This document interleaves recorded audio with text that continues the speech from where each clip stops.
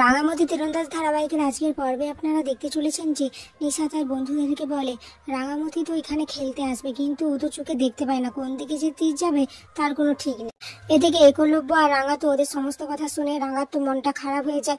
নিশা ওদেরকে দেখতে পেয়ে একটু ভয় পেয়ে যায়।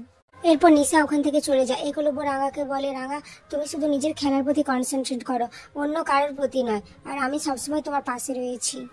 একলব্য রাঙাকে আবার বলে, রাঙা আমি ওই গেস্টদের ওখানে যেয়ে বসছি, আমি সবসময় তোমার পাশে আছি, তুমি শুধু মাথা ঠান্ডা করে খেলো, মনের উপর আর মাথার উপর একদম প্রেসার দিও না, এতে তোমার চোখের ক্ষতি হবে, তুমি শুধু মাথা ঠান্ডা করে কনসেন্ট্রেট করবে। এদিকে ঠিক তখনই আহিরি ওখানে আসে, এসে একলব্যর পাশে বসে পড়ে। এদিকে রাঙা তো কিছুই দেখতে পায় না, সব ঘোলাটে ঘোলাটে আবছা দেখা যায়। সে মনে মনে ভাবতে থাকে, হে ভগবান, আমাকে যে করেই হোক পারতেই হবে, আমাকে সাহস দাও ভগবান, আমাকে শক্তি। এদিকে একলব্য তো রাঙার দিকে একদৃষ্টিতে চেয়ে থাকে। আহিরি এটা দেখে খুব খারাপ লাগে, খুব কষ্ট হয় আর রাগও হয়।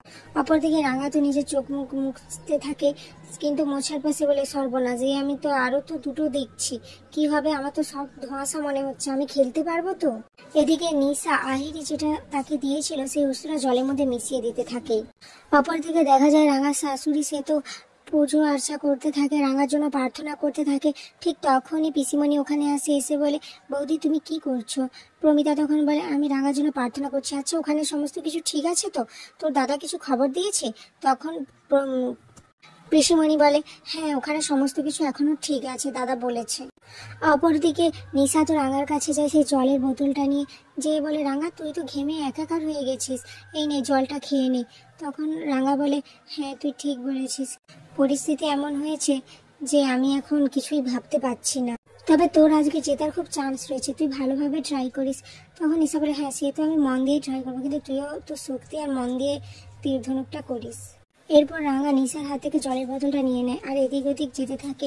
এদিকে আহিরি সমস্ত কিছু লক্ষ্য করে দেখে, এদিকে রাঙা তো জলটা খেয়ে নেয়। রাঙা জল খাওয়াতে আহিরি তো খুব খুশি হয়েছে, এদিকে নিশাও খুশি হয়ে যায়। অপরদিকে দেখা যায় অঙ্কুরকে জগা বলে একজন মারতে থাকে আর বলতে থাকে যে আমার বিজনেসের ওপর চোখ তুলে তাকালে না, তার চোখ আমি উপড়ে নেব। পাঞ্চালি প্রমিতা সবাই মিলে তো ছাড়ানোর চেষ্টা করে। এরপর জগা বলতে থাকে, এখানে শুধুমাত্র আমি ক্যাটারিংয়ের ব্যবসা করবো, আর কেউ নয়। অঙ্কুর তখন বলে, আমরা যদি অনলাইনে অর্ডার পাই তাহলে এতে আপনার কি করার আছে, বা আমাদেরও বা কি করার রয়েছে?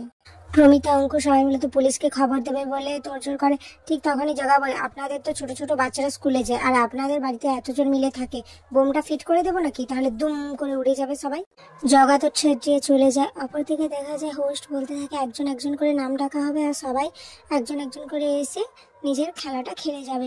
এদিকে রাঙার তো চোখ মুখ ঘুরছে, নিশা সেটা খুব ভালোভাবে বুঝতে পারছে, একলব্যর সাথে এরাও তো বুঝতে পারছে যে রাঙার কিছু একটা সমস্যা হয়েছে। এদিকে একলব্য তো বুঝতে পারে যে রাঙার কোনো একটা সমস্যা হচ্ছে, তাই সে উঠে যেতে চায়। ঠিক তখনই আহিরি একলব্যকে আটকে দেয় আর বলে, তুমি ওখানে যেও না একলব্য, যদি তুমি ওখানে যাও তাহলে রাঙা যদি ডিসকোয়ালিফাই হয়ে যায়। এদিকে একলব্য তো যাওয়ার চেষ্টা করে। কোচও বুঝতে পারে যে রাঙার কোনো একটা অসুবিধা হচ্ছে। কোচ এগিয়ে আসে রাঙার কাছে, বলে, রাঙা তোমার কি কোনো অসুবিধা হচ্ছে? তোমার চোখ মুখ এমন দেখাচ্ছে কেন? রাঙা তখন বলে, না না কোনো কিছু হচ্ছে না, তোরা চিন্তা করিস না। এরপর কোচ ওখান থেকে চলে গেলে আর আহিরি আর নিশা ভাবতে থাকে, আজ রাঙা কিছুতেই খেলতে পারবে না। এখানে আজকের পর্বটি শেষ হয়ে যায়।